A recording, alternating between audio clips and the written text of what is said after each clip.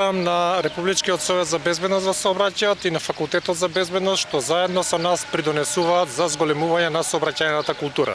Продолжуваме со овие превентивни акции, но секако и со репресивните акции, односно со санкционирање на оние прекршители кои што не ги почитуваат сообраќајните правила и прописи. Она што е факт е дека имаме намалување на бројот на жртви и тоа значително намалување. Во првите 4 месеци имаме 26 жртви, споредено со минатата година со првите 4 месеци кога имало 40, значи имаме намалување за 14 жртви. Се разбира, иако го земеме посебно месец април, имаме дури за 3 пати помал број на жртви овој месец април споредено со минатата година. Сега имаме 4 жртви, минатиот април 12.